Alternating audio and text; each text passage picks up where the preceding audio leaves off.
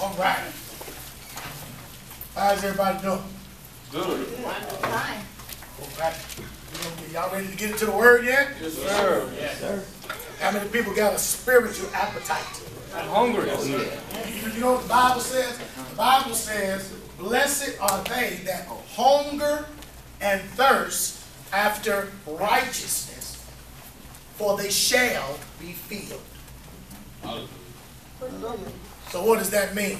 That means you have to have an appetite to do right. Appetite for righteousness. A hunger to do the right thing and to walk in the right way.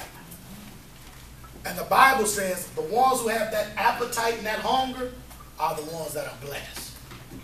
Now look at our world today. How many people ain't even craving righteousness? How many people in our world is not even thinking about truth? Think about that. It's only a remnant of people here. In this town called University Park, there's over 10,000 people that live here. But look at the set apart ones. And most of y'all are not from University Park at all. Ain't that something? They call this area, the majority of the 10,000 people, they call those people unchurched. They haven't been affiliated with any kind of church. In this community, there are there are 3 churches in this community. And none of the churches in this community, they do a lot of outreach out here. They got a pantry at that particular church down there. They do a lot of outreach at this First Baptist church down here. A little bit of outreach, not a lot, just a little bit. And then you have a Methodist church a little bit further along. But out of all, and then there's a church around Exchange, another church right there. It's 5 churches. 5 churches in this vicinity. But all of those churches out of 10,000 people are not packed out. Ain't that something else? So the Bible says again, blessed are they that hungers and thirst after righteousness. Hallelujah. So that means out of all of those churches we just named, are all of those churches even hungering after righteousness if they keep Sunday? No, sir.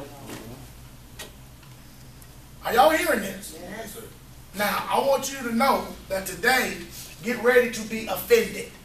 Amen. Is that good to know? Hallelujah. I'm giving you a heads up. Hallelujah. See, I'm learning more and more as we begin to preach and teach that the word is offensive to people who have a different mindset than where this book is coming from. And the word can come across offensive. Jesus offended a whole lot of people. Matter of fact, he offended people when he started talking about drink my blood and eat my flesh. Many people walked away from him and said, you know what? We ain't walking with you no more. He done lost his mind. He talked to other folks to drink his blood. He talking about cannibalism. He's off the chain. And many of the people who were following him at that time stopped. Because he said something to them that they received as offensive. So I'm telling you today, get ready to be offensive. Get ready to be offended. Hallelujah. Hallelujah. It's not me that's offending you, but I'm presenting truth to you. And I may present truth in a way, if you have a different mindset, that may push you or rub you the wrong way. And that's okay. Because out of all those people that were offended with the Messiah, he looked at his disciples and said, will you also go away too? And what did they say? No. You got the words of everlasting life. You got the words of everlasting life. Where are we going to go? You got the words of everlasting life. Ain't that something? And he has given us pastors after what? His heart. That shall feed you with what? Knowledge and understanding. Knowledge and understanding. So all I am is a vessel willing to be used by the Most High Yah. I offended my whole church prior to y'all coming in here. And guess what all of them did? They voted with their feet. And they walked out.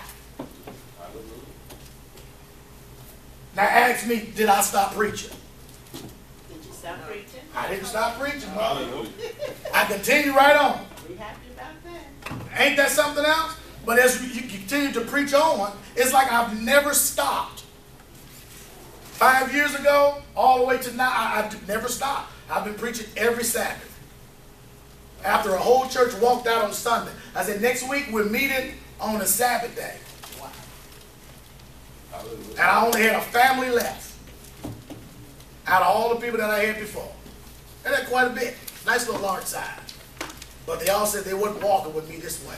And the interesting thing about it is this building that we're in was where we had our first service at. One of our first services in this building where you are now. Hallelujah. On the Sabbath day. But of course, my mind wasn't doing or thinking the Sabbath day. This was the only place that was available to have church on a Saturday because I was playing the keyboard and the organ for churches on Sunday.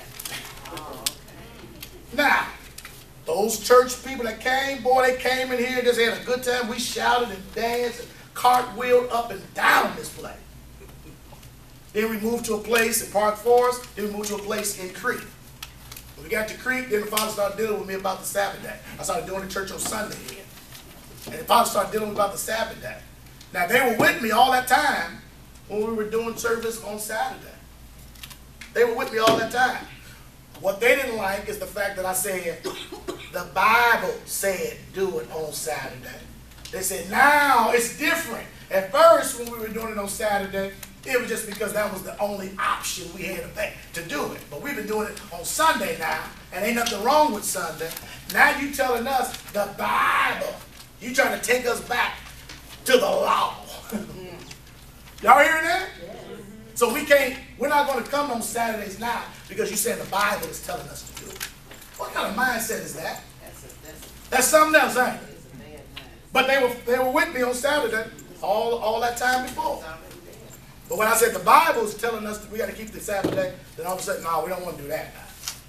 So I guess there are people who hunger and thirst after righteousness and want to do the right thing, and then there's other people that have a form of godliness, but they deny the power thereof. Which one are you? Good question, ain't it?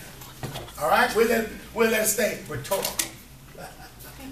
Glory to the King. Hallelujah.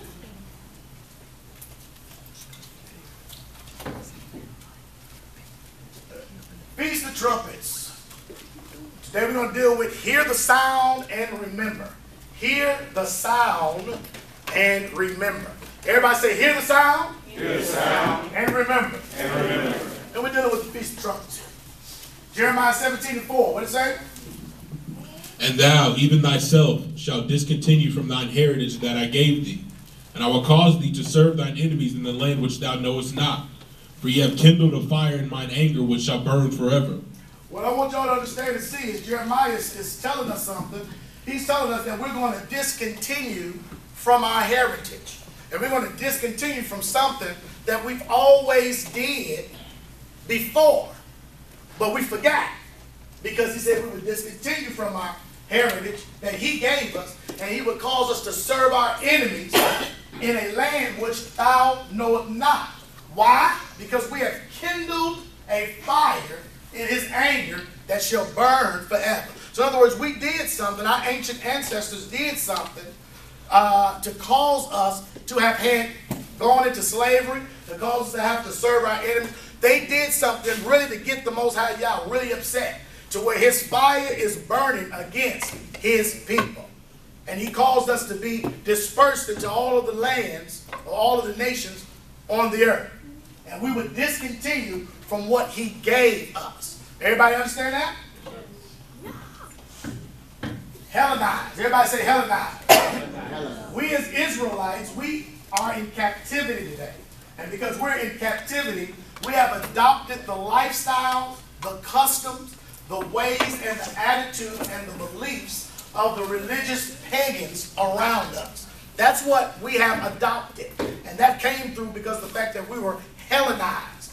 That's what the word Hellenization means, to adopt the character, the beliefs, and the lifestyle or the culture of the Greeks.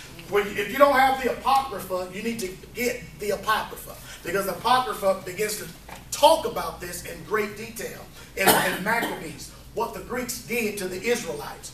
What you need to understand and know is through Hellenization, that's how we got to function, think, and act and behave like we are today. And we have adopted this attitude of the people around us. So, of course, when this word comes forth, it's going to be totally contrary to the way you think. It's going to be totally contrary to the way your mindset is. Why? Because of Hellenization. We've already been Hellenized. We've already adopted a certain way of living, thinking, and understanding, so that when the truth of the Most High Yah comes, it comes in so contrary. It comes in with an audacity. It comes in with such a way that it's letting you know that you've been wrong all your life, and this is now the right way that you have to begin to live. Are y'all following that? Yes. All right? We have been trained and not educated. We have been trained to think and to function and to behave a certain way. Just like the circus lion.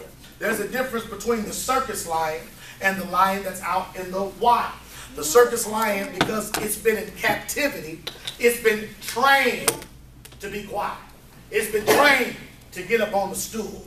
Anybody been to a circus before?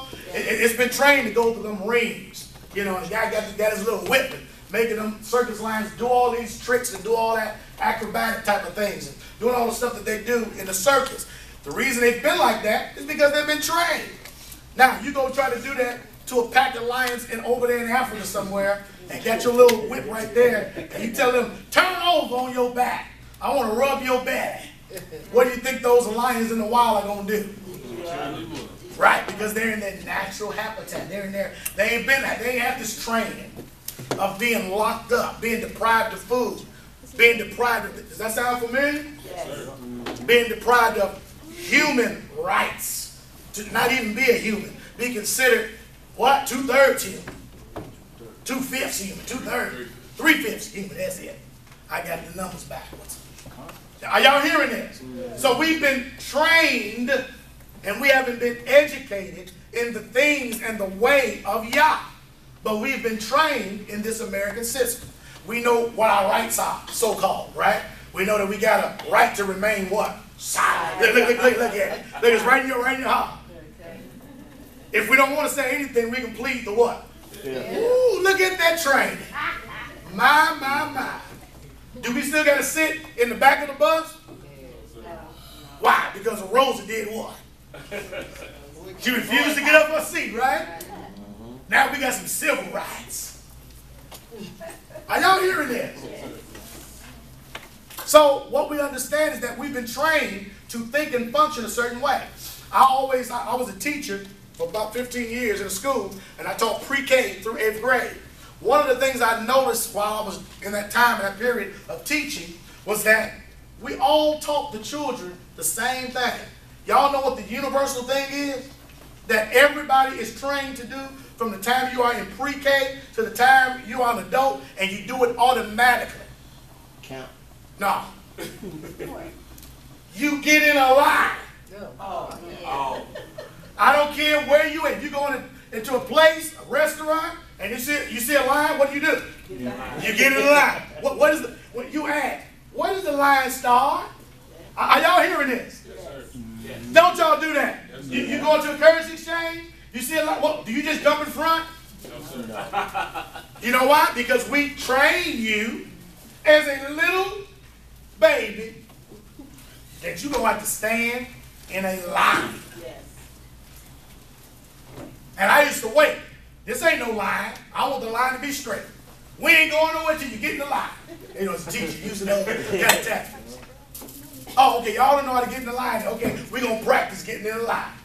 Come on, walk in the line. Hey, walking, playing party, playing games, doing stuff on birth. Now, you're going to line up. You're going to know how to get into a line.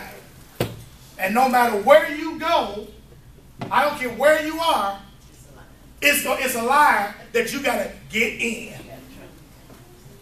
and take a number. Now, what happens when somebody jump the line? Oh, What if somebody say they holding a place for their friend in the line? Nothing good come out of that, right? See, you know why? It's because of your training. Somebody say, we've been trained and not educated. Yeah, you've been trained to think and function a certain way. Okay? Psalms 83, 3 and 4, come on. They have taken crafty counsel against thy people, Yeah. and consulted against thy hidden ones. They have said, come and let us cut them off from being a nation, that the name of Israel may be no more in remembrance. Y'all see that? See, we get the whole object of the people, the nations that are against us and that are